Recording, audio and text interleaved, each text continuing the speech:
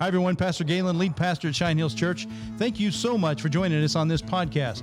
We hope that these podcasts will be a real encouragement to you on your spiritual journey. You can also connect with Cheyenne Hills at CheyenneHills.org. Hope you enjoy the program. We are across the street and around the world, Cheyenne Hills.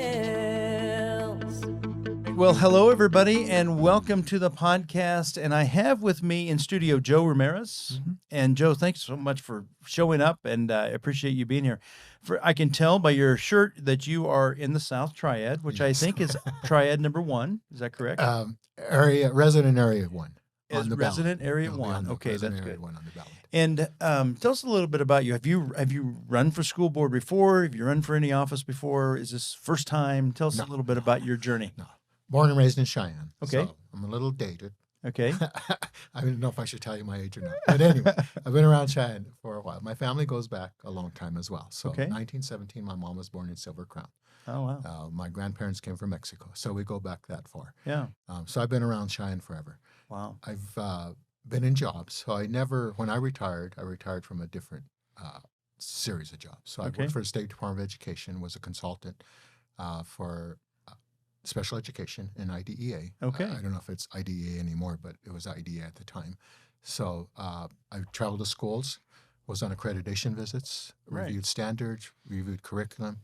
So that part of my experience. You've been around a lot. Yes. That's So really good to know. And then also been involved with the creation again of the South representation. Okay. So we've had representation prior to when it was called a cluster system. Then we went to the at-large system, which didn't seem to be fair for some areas like the South Side. Okay. That had board members on it but didn't live or even concern themselves about the South Side or the Sun Valley area, because the South Triad also includes southeast Laramie County, and it includes Bain, Lephart, Fairview, and Sunrise. Okay. So we're bookend by two great schools, Sunrise on one end, and then Goings on the other side by South and Johnson Junior High. Well, thank you for no one's really laid that out. I really don't. I mean, I knew if you go to South, you're probably in that South Triad, right. but it's not perfect the way I understand it. Yeah, right, it's the lines aren't exactly the same as the Triad. So, so just help me understand too. I've tried to make this clear because I think people need to know this is the first year that they've had everyone will vote for an at-large member of the school board. That's correct. Yes. And then if you're in a particular triad, like yours is a South number 1, Area 1, they will vote for one within their triad and one at large. Is that correct? Right. All right. Correct. So I think as it's new this year, I'm just trying to get everybody running start on. It's like make sure you understand this is a kind of a new system that people are doing this year. Well, I want to ask you a couple of questions. Nathan Winters is usually here with me, and he's the one that can ask really good questions. And so I had to write them down, Joe. No, I mean, I can't fine. even hold water for this guy. I have to read. But before I get to that, so you gave us a little bit of a history of who you are. Is there a particular issue, a particular reason? Why did you put your name in the hat this year? Well, I've been fighting injustice for a long time. Okay. 2018, hate reared its head in McCormick. Okay. With flyers and everything else. Not only hate speech, but just actions. And being a Cheyenne resident all my life, Southside resident for over 25 years, even though I've experienced certain things, I've never experienced that outright kind of hate. So that was new to me, and I'm like, I can't have that in Cheyenne. Okay. Being born and raised here. So that was one of the reasons. So that happened. 3 families left, African-American families left Cheyenne. So we lost culture. And then this year, we lost again 3, maybe 4 families from the African-American community because of racial harassment at our school districts. Really? In our schools, yes. So that kind of hate can exist in Cheyenne. I agree with you. And that is a shame. That was I'm one sorry reason. about that. Yeah, so that was one reason. Wow. Again, the representation. Wow. My motto for this run is representation matters, because we haven't had a voice for over 20 years that I know of in the South Side and the Sun Valley area. So I always got to remember the Sun Valley area is part of that South Triad. Okay. So just not just the historic South Side or the South Side where South is, but Sun Valley as well. Okay. So those are the two things. And then, again, the stuff about banning books. I'm a reader. I'm a reader from way back. So you have to explore. And sometimes you get involved with kind of books you probably shouldn't. So, that was the other thing. Well, let's dive into that one, because that's a big part of my concern too, because I as a religious person, I have scripture that drives my thinking. And the one that really got me involved in this whole discussion was a curriculum situation. A family from our church had a second grader, and there was a book about same-sex attraction, and they were pushing back on it, and they got us involved and said, hey, I'm trying to do the best thing here. How should we do this? And they weren't ugly about it. They were just saying, here's a second grader. Why are they being exposed to same-sex attraction in their classroom? And so that was the question. It got me involved. This was several years ago. We took this idea into the school board. This is when I realized really how much power the school board had. There was a verse that came to my mind. Jesus said, if anyone who causes one of these little ones who love me to stumble, it would be better to have a millstone wrapped around his neck and be cast in the bottom of the sea. I've gone on a trip to Israel, and I've seen in Capernaum where Jesus said those words, and there's a millstone, and it's massive. And it's not a flotation device. It's a big, big stone, and the sea is right behind it. So the picture is very clear, and to me, a little one. And then right after that, he talks about let the children come to me. And so I think he's definitely talking about children. I'm going to say, best guess, under 6th grade. So my concern of this whole thing, when it comes to curriculum, I know kids are going to be exposed to a lot of things. I get that. But is there, can you see the reason to, this is kind of my why, is try to protect the hearts and minds of those young kids. And there's some curriculum that our kids are being exposed to that's in libraries that, how are you going to deal with the questions of, okay, some people see this as very serious, and some of it's even pornography. I've been exposed to some of these books that are in our libraries, in our high school and our junior highs. How are you going to deal with the curriculum issue when it comes to, things that are pornography in nature, or one particular one is helping understand transgender and shows a lot of graphic material, and how it's very graphic. What's your thoughts on curriculum? So what schools would that be in? Well, it's in Cheyenne's district, in the libraries. I think all of our school libraries. Now, I don't recall that being in there. Okay. And I'm a supporter of librarians and a supporter of libraries. All right. And we have an opt-out system in Laramie County that says you can opt out of any reading material that you want to, and you just give it to the librarian. You give a list. And even beyond that, you have a challenge policy in the district that says, I want to challenge the book that I found in there. And beyond that, you have a committee after that looks at the book that you're challenging to see if it's appropriate to be in the library. Yeah. So once again, being part of an accreditation team, being part of other teams where I've been in school districts and schools in South Triad and other parts of Cheyenne just recently, this stuff just recently came up. So I don't know what curriculum they're talking about. I'd have to look at it. This is not necessarily curriculum. Okay. There are some things in the curriculum that are of concern, but these are more just in the library. Okay, but they'd have to show me which libraries, because I've volunteered in Goings and Hebert, and I don't recall a librarian in the schools. I think these were the ones that are more pornography, or I think the high school and junior high libraries. So again, if you have a problem with that book, if you find that, then you take it to the local library and you say, I have a problem with that book as a parent. Okay, so some of this has happened. Okay. This very thing happened, as I'm telling you. Right. And there's this book that was brought to the fore because it was in a second grade's classroom. Now, this was frustrating, in my opinion, because it wasn't just in the library, it was in the classroom. Okay. And so basically the whole question of opt-in, opt-out was brought up to my attention. And so, but I would just like to know what you think about human nature, I guess. I can remember being a young kid, and if there was something questionable or something tantalizing of any kind, your parent may have opted you out of something, but somebody's going to be able to check that book out, and everybody's going to get access to it. Mm-hmm. So really, does this opt-in, opt-out, do you really think that's an effective way to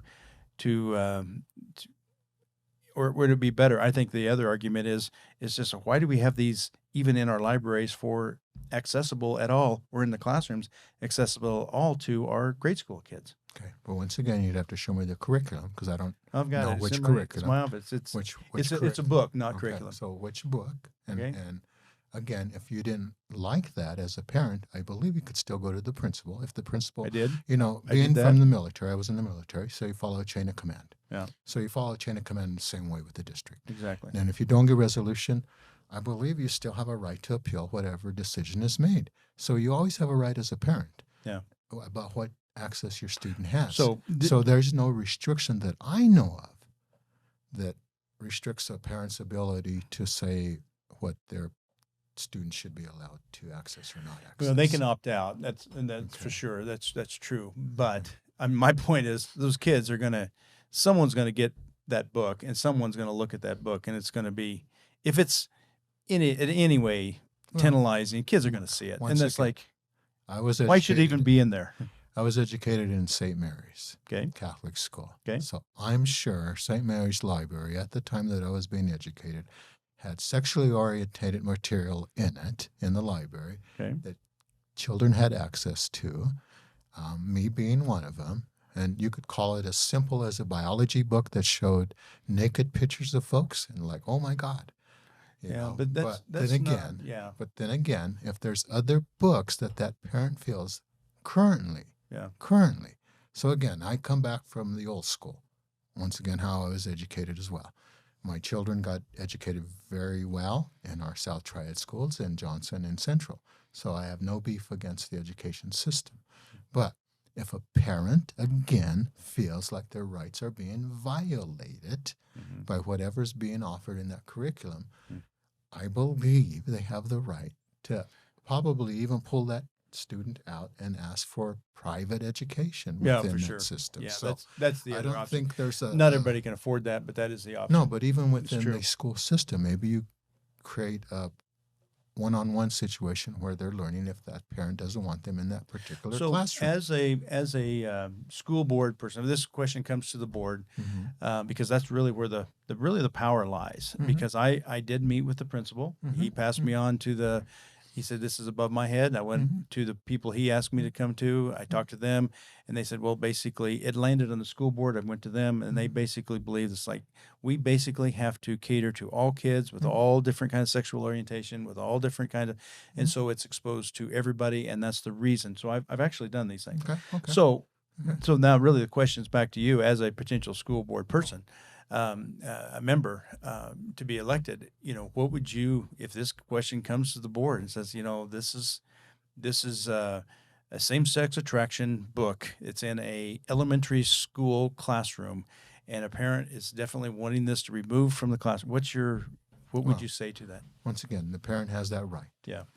If other parents complain, then you have a group of parents complaining about that. Okay. Yeah. But one parent, you try to resolve the issues. Yeah. A group of parents, you probably look at what's being taught. That's a really good point. And I don't know if I heard anybody ever use that as an example. So once again, ideal. It's true.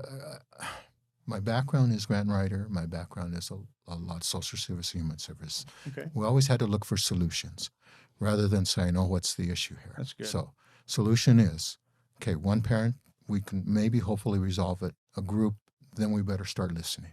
Okay.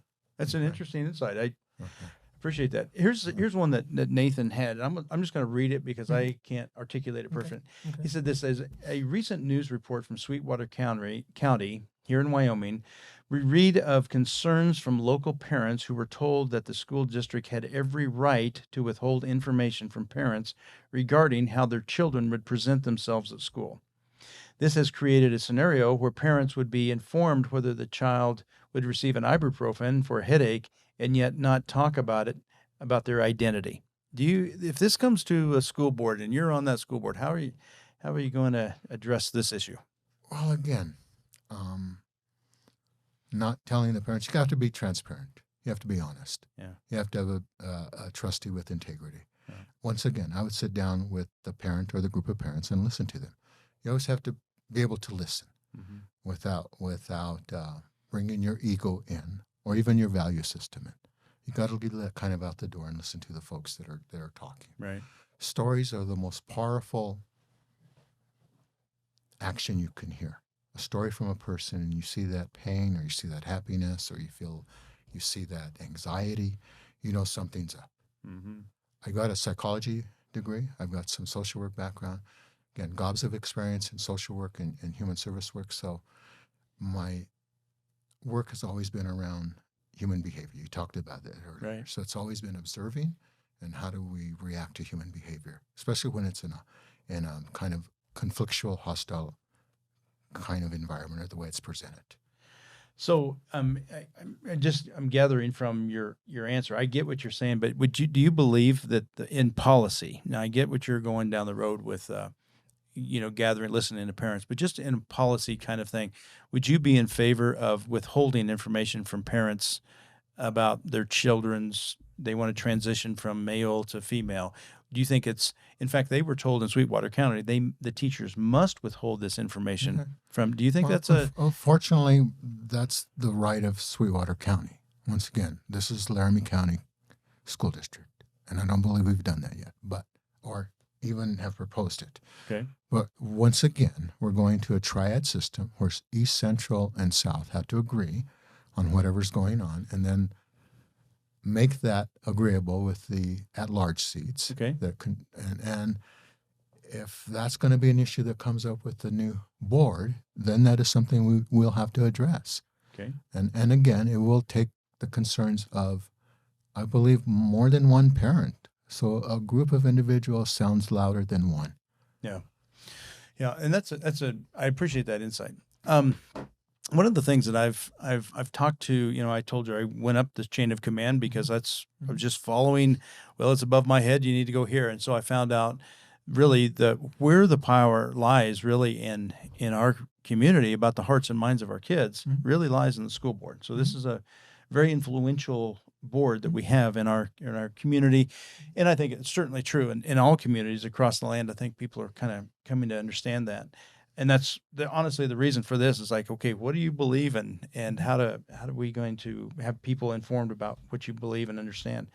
But one of the questions I ask a school board member, they claim to be probably the same faith or same lens that I look through, and I said, well, how has that impacted your decision making? And you may have a personal conviction about something. And yet, policy-wise, would vote in a complete different way, maybe about curriculum or about some policy in the school. It's like, should a person check their convictions at the door, or can your convictions, should they impact how you vote and how you're going to carry out what you do? Do you have a thought on that one?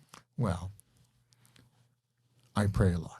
Okay. I don't necessarily go to church, but I pray a lot. My grandma and my mom and my uncles all said out there is God.